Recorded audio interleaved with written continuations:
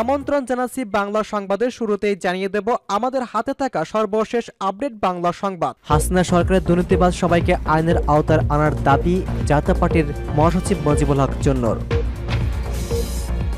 দীর্ঘ সময় ভারতেই থাকবেন সাবেক প্রধানমন্ত্রী শেখ হাসিনা। বিজ্ঞাপনে ডক্টর ইউনূসের ছবি ব্যবহারে নিষেধাজ্ঞা। শুনছিলেন সংবাদ শিরোনাম, এখন বিস্তারিত। তার আগে অনুরোধ থাকবে ভিডিওতে একটি লাইক ও কমেন্টস করে জানিয়ে দিন আপনি কোথা থেকে শুনছেন এবং দেখছেন। হাসিনা সরকারের দুর্নীতিবাজ সবাইকে আইনের আওতায় আনার দাবি চূর্ণর। ছাত্র জনতার অভ্যুত্থানে গঠিত নোবেল বিজয়ী ডক্টর মোহাম্মদ ইউনূসের নেতৃত্বে অন্তর্বর্তী সরকারের প্রতি পূর্ণ সমর্থন জানিয়েছে সদ্য বিলুপ্ত সংসদের বিরোধী দলীয় জাতীয় পার্টির দলটির মহাসচিব মজিবুল হক চন্নর। বলেছেন, গত 15 বছরে দুর্নীতিবাজ মন্ত্রী, এমপি, আমলা, পুলিশকে আইনের আওতায় আনতে হবে। শেখ হাসিনা সরকারের আমলে পাচার হওয়া টাকা ফেরত আনতে হবে, সাংবিধানিক নানা সংস্কার করতে হবে।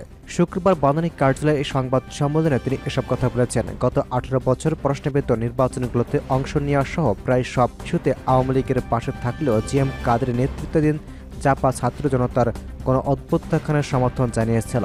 জন্য বলেছেন, নির্বাচন পদ্ধতি পরিবর্তন করে আনুপাতিক হারে নির্বাচনের ব্যবস্থা করতে হবে। নির্বাচন কমিশন, দুর্নীতি দমন কমিশন, পাবলিক সার্ভিস কমিশন সব সাংবিধানিক সব প্রতিষ্ঠানকে প্রভাব মুক্ত করতে হবে। বিচার বিভাগের পরিপূর্ণ পৃথককরণ এবং উচ্চ আদালতে বিচারপতি নিয়োগের আইন করতে হবে। প্রধানমন্ত্রী একক ক্ষমতা কমিয়ে রাষ্ট্রপতি ও সংসদের মধ্যে ক্ষমতার ভারসাম্য সৃষ্টি করতে হবে। কোনো ব্যক্তি দুইবারের বেশি প্রধানমন্ত্রী হতে পারবে না। যিনি প্রধানমন্ত্রী হবেন তিনি যেন সংসদ নেতা না হতে পারেন। 70 অনুচ্ছেদে প্রয়োজনীয় সংস্কার এবং সংসদ ও স্থায়ী কমিটির ক্ষমতা বৃদ্ধি করতে হবে। তিনি বলেছেন, প্রথম কাজ হচ্ছে দেশের আইন শৃঙ্খলা ফিরিয়ে আনতে হবে। পুলিশের বাহিনী যৌক্তিক দাবি মেনে নিতে হবে। ছাত্র জনতার গণ অভ্যুত্থানে শহীদদের পরিবারকে ক্ষতিপূরণ দিতে হবে। একই সাথে প্রত্যক্ষ পরিবারের অন্তত একজনকে চাকরির ব্যবস্থা করতে হবে। হত্যাকারীদের বিরুদ্ধে আইনগত ব্যবস্থা নিতে হবে। থানা লুট ও পুলিশের হত্যায় জড়িতদের বিরুদ্ধে আইনগত ব্যবস্থা নিতে হবে। জাপার মহাসচিব বলেছেন, অর্থনৈতিক চ্যালেঞ্জিং মোকাবেলায় সর্বোচ্চ গুরুত্ব দিয়ে রেমিটেন্স প্রবাহ বৃদ্ধি করতে হবে। রপ্তানি বাণিজ্যের অগ্রগতিকার বিদেশি বিনিয়োগ বাড়ানো এবং ফ্রিল্যান্সারদের সর্বোচ্চ সহযোগিতা করতে হবে। শিক্ষা প্রতিষ্ঠান খুলে দিতে হবে। পাঠ্য বইয়ের অসঙ্গতি দূর করতে হবে। সংবাদ সম্মেলনে উপস্থিত ছিলেন প্রেসিডিয়াম সদস্য ব্যারিস্টার শামীম হায়দার, পাটোয়ারি, রেজাউল ইসলাম ভূঁইয়া প্রমুখ। দীর্ঘ সময় ভারতেই থাকবেন শেখ হাসিনা।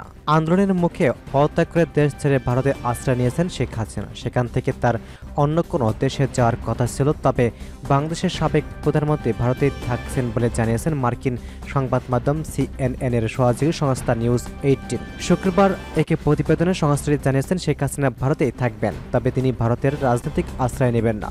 এর বদলে ভারতের ভিসার মাধ্যমে দেশটিতে অবস্থান করবেন। নিউজ 18 এর ব্যাপারে বলেছেন, শেখ হাসিনা রাজনৈতিক আশ্রয়ের ব্যাপারে আমরা আমাদের সূত্রের মাধ্যমে জানতে পেরেছি। মনে রাখবেন, এটি CNN নিউজ 18 এর এক্সক্লুসিভস। বাংলাদেশের সাবেক প্রধানমন্ত্রী শেখ হাসিনার ভারতে দীর্ঘ সময়ের জন্য অবস্থান করতে যাচ্ছেন। এর আগে জানানো হয়েছিল, শেখ হাসিনা যুক্তরাজ্যের রাজনৈতিক আশ্রয় পাওয়ার চেষ্টা করেছেন, তবে যুক্তরাজ্য তাতে সম্মতি দেয়নি বলে জানা গেছে। এরপর যুক্তরাষ্ট্র শেখ হাসিনা ভিসা বাতিল করে পরে তিনি সৌদি আরব বা আরব আমিরাত যাওয়ার চেষ্টা করছেন বলে সংবাদ প্রকাশিত হয়েছিল। নিউজ 18 বলেছেন, হাসিনা ভিসার মাধ্যমে ভারতের অবস্থান করবেন, কারণ আমাদের কোনো শরণার্থী বা সাহায্যপ্রার্থী আইন নেই। নিউজ 18 এর সাংবাদিক জানিয়েছেন, যুক্তরাজ্য হাসিনা রাজনৈতিক আশ্রয় পাওয়ার চেষ্টা চাইছিলেন, সেটি আপাতত বাতিল করা হয়েছে, কারণ যুক্তরাজ্য এ ব্যাপারে কোনো ইতিবাচক সাড়া দেয়নি।